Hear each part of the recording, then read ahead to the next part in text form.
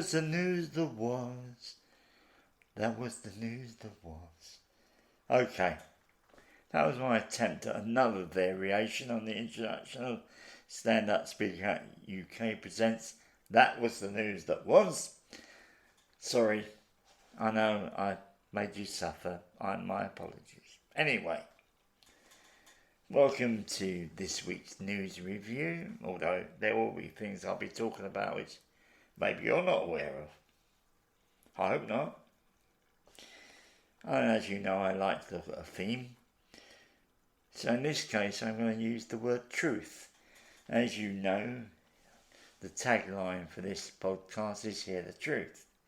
I'm very peculiar about the truth. I like to say the truth. I will send you facts. And remember one thing, whatever I say when it's my opinion, you don't have to agree with me. It's a good example. I met with a gentleman this week, and I said I didn't like two other brethren. He said he did. He has a right to say that in my world. You know, I have a friend of mine who's a devoted Conservative supporter. Yeah, but that's habitual. Near the election, I'll be talking about habitual voters and voters who I think got brains, because I think habitual voters are just going to vote whatever that way. But it's been an interesting week. For me, in what I look at, not earth-shattering. Well, there has been two earth-shattering events. The first one I want to talk about is the Covid Enquiry. It's getting exciting. So that is it's becoming like a murder mystery. After all, in reality, whoever is responsible for the fiasco that was managing COVID, many people died. I mean, that's why, when we found out Bojo had parties. Oh, no, there were no parties. Yes, there were parties. I didn't realise there were parties. How can you not realise something's a party, right? They're having a few drinks. Oh, and then he came out with the excuses. They were leaving dues. How many companies couldn't go to their leaving dues of their staff?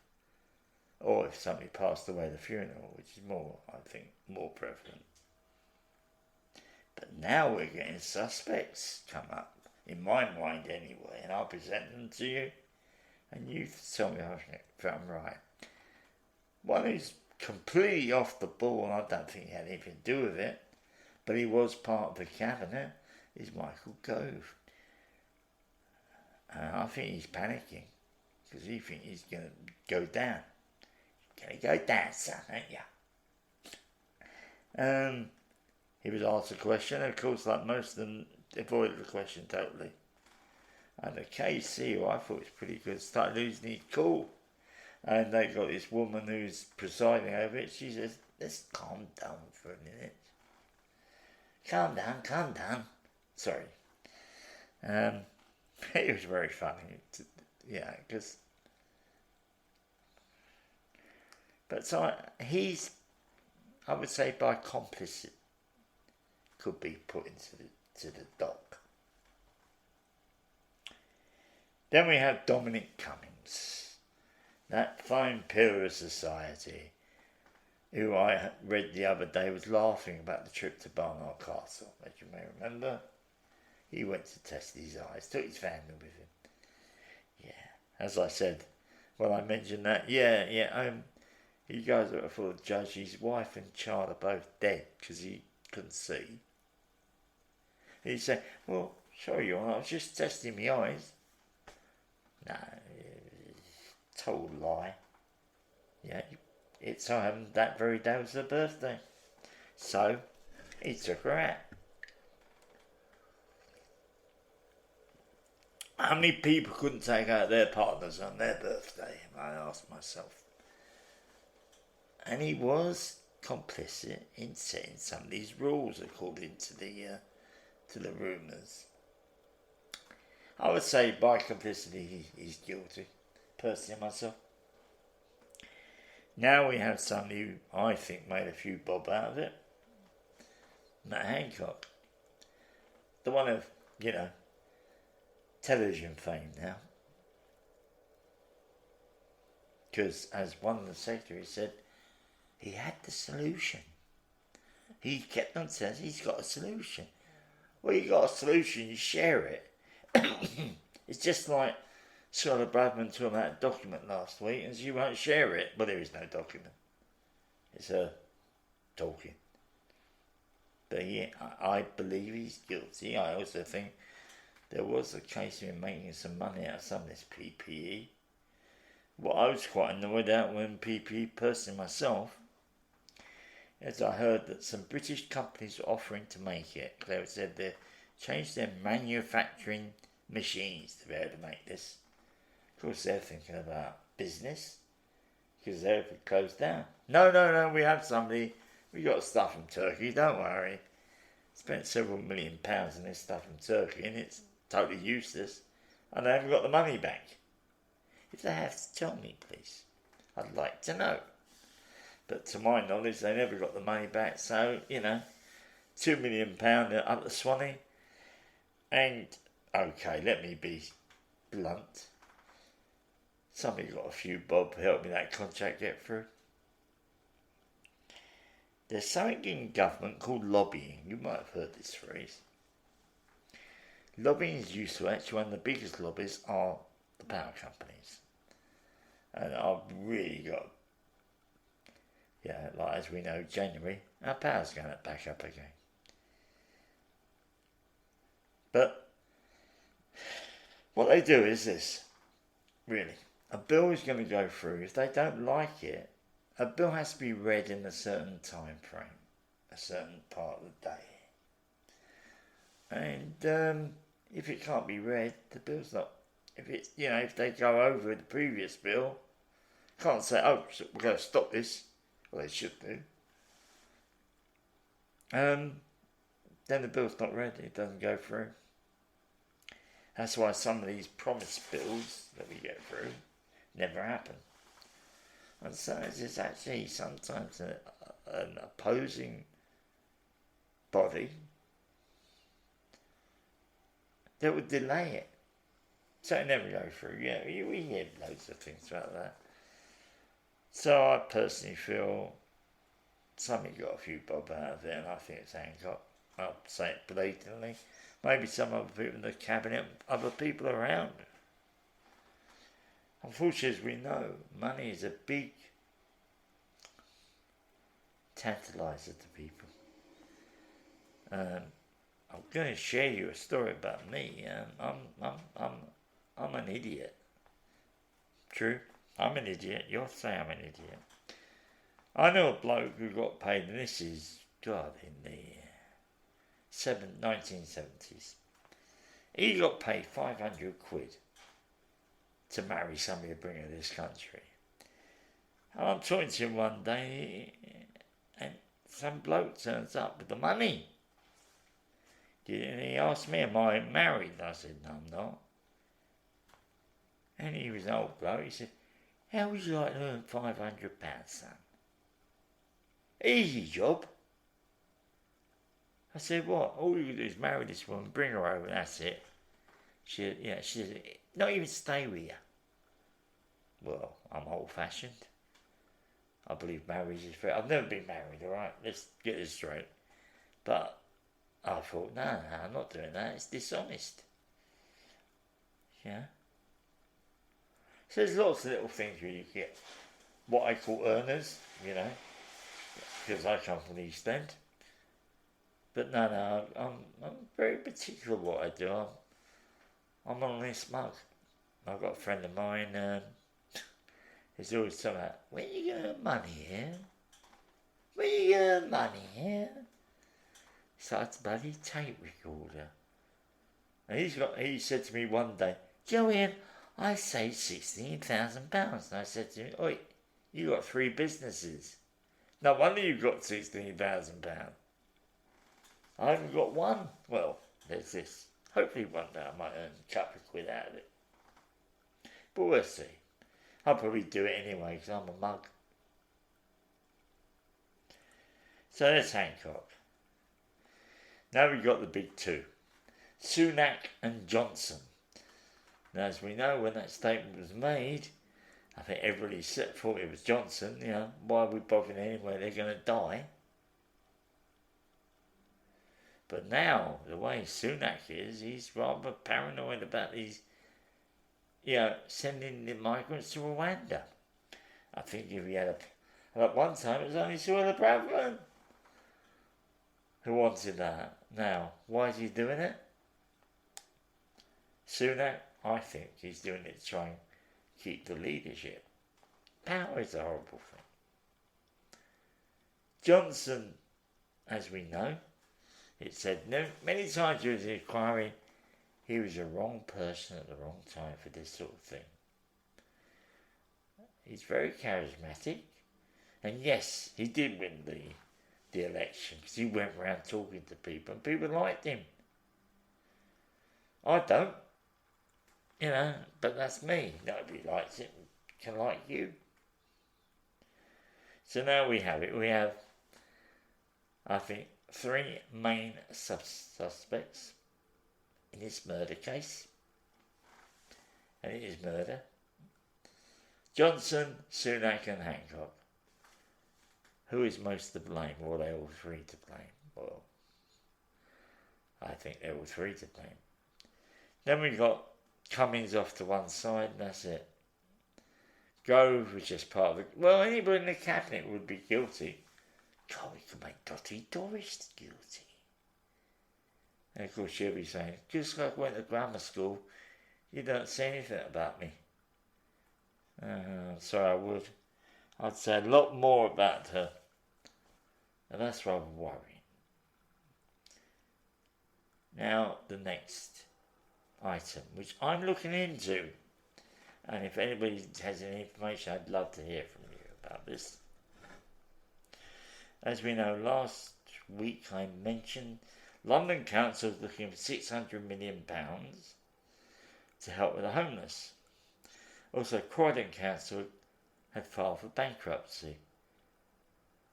I was up till 2 o'clock on Thursday morning doing work. And I then heard Nottingham Council's filed for bankruptcy. So there we are, 3 councils. Then I saw an article later in the morning that Liverpool Council needs money to help the homeless. How many have more? There is a rumour I've heard, and it's only a rumour because I did try and check it out, the fact, is that along the south there's sweat. I can't think of what it stands for. I'm sorry, I'm not that clever. It helps rough sleepers get out of the cold. That's it. Well, I've heard that on the south coast, and I've got no confirmation of this, is they will only take people who've been homeless for 6 months or more. When I heard that, and it's somebody I trust who told me this, I was thinking, when I was a rough sleeper, those first 6 months when I needed help, after that I was fairly used to it. I was out like 18 months that time. So I suffered the cold. I was lucky I had a nice sleeping bag. I was not going to night shelters. I suffered 2 nights in that, and I say suffer. So I went to this night shelter. It was the day centre which I used. And the first night, people walking around talking, and I thought, I want to go to sleep. Because when you go to a night shelter, what they do is, you're there, maybe you're getting about 10 o'clock if you're lucky. Maybe earlier, some places. They give you some food before you go to bed. They have these cots in this place. So I found my cot. There's people walking around all night. And then you're shut down at 7 o'clock. Or 7:30 really, because you'll give them an orange juice and a sandwich. So I went back the second night thinking, it'd be okay, been getting used to it. Same thing, so I walked out. Now, I've been homeless 3 times. Including that 3 times I've been on the street. And second time I refused to go in. Yeah, because I had a nice place to sleep that was quiet. I got a good night's sleep, everything. Then the last time I went, the worker turned around to me and said, I want you in the night shelter. I said, I'm not going in the night shelter. He said, if you don't go in, I won't help you. Well, I know he couldn't say that, but you know, if it had been true, I still wouldn't have gone in. I would have found somewhere else. It's terrible, these night shelters, you know, you got to really suffer them, you know. But they are useful. There are some people I've met when I was on the street, I know could not survive. I remember that first year that I'd gone with the crowd. No, it was March, and all the night shelters were shutting down. And this bloke came down, Lincoln's Inn, where the handouts were. He was totally out of it. I mean, like, I think a little bit of mental illness here. And I said to him, go to Connections, tell them you're a problem, they get you in somewhere. A year later, I walked into a hostel, and who's there? Him. Still the same way. But some people can't survive it. I won't call it a holiday going on the street. That's why sometimes I get annoyed with these sleep outs. I'm more annoyed because they don't talk about one thing at the end of it.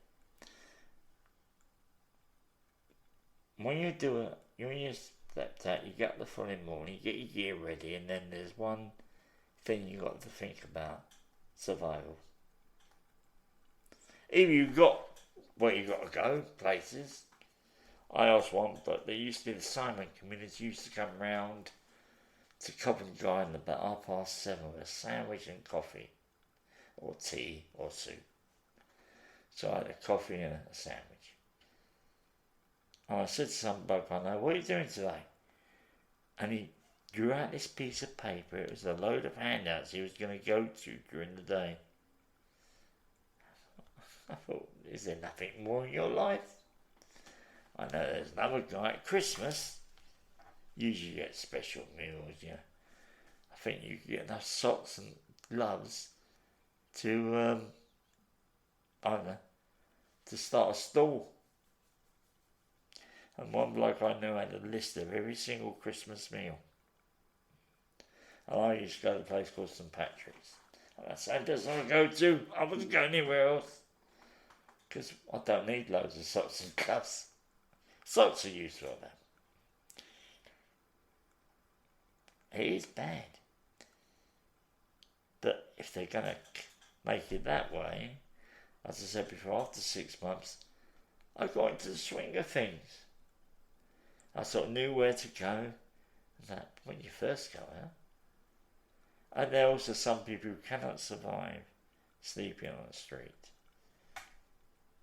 I hope to bring a friend of mine, Mr. Ross Watkins, on, who works for a charity, to talk about who are the homeless.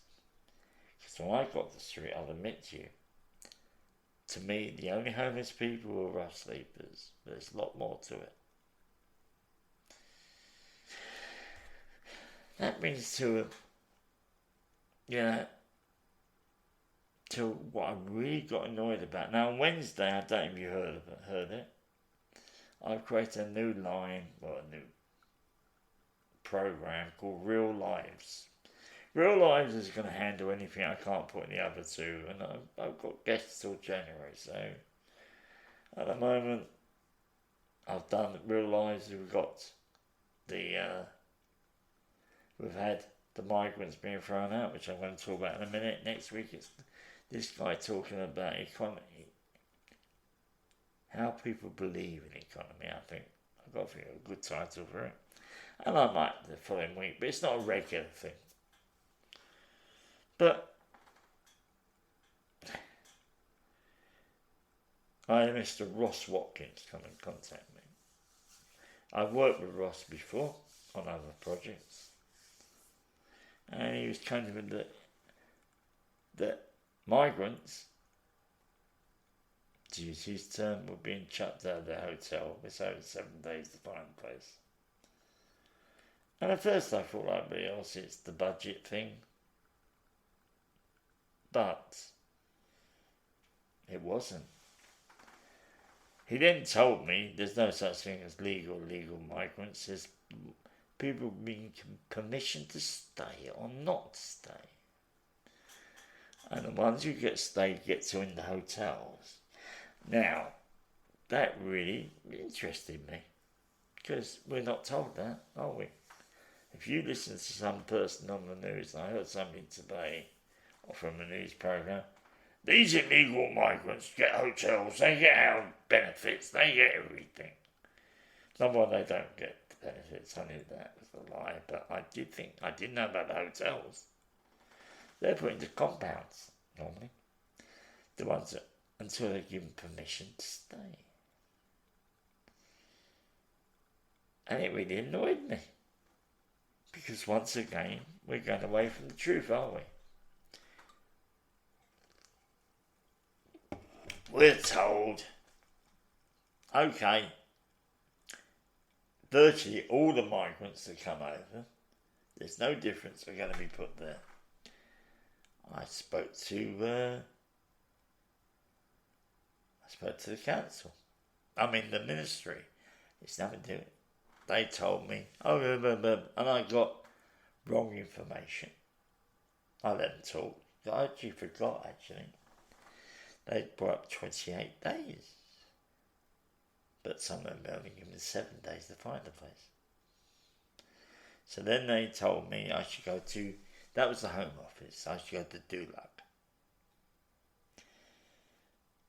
So I spoke to them on the Monday. I needed it by the end of Tuesday. I recorded that evening, did whatever additional information. So I said, yeah, sure, that no problem. And I have dealt with press officers before, and all the time of dealing with them, only one question did they not answer. So I sent them an email, put the deadline, I'm still waiting. That was on Tuesday, today's Thursday night. So 2 days. No, that was on Monday I sent it. So 4 days. I reckon I'll never get an answer, but I'm going to try again. I'm going to send them an email on Monday. But why? Yeah. I did some work as a resettlement worker. I know how difficult it is to find accommodation for what we call people who have permission to stay. I've been here for a while. Have to see. Shortened one today. Getting busy, but maybe you have a point to make to me. And once again, my email is Ian, I-A-N, Kalman, K-A-L, oh yes, do it phonetically, India Alpha November, Kilo Alpha Lima, Mike Alpha November, at GMX, GeorgeMichaelXray.com. Next week on Monday, I'm going to we start talking about gatekeeping. It's Mike Hyden of HBP Consultancy. Very knowledgeable man. And then we talked about a little bit of the law of homelessness. And the following week, I got his associate, Shannon. I've actually asked her to look at temporary housing, an area I'm interested in. So, have a nice weekend. Hope to see you soon.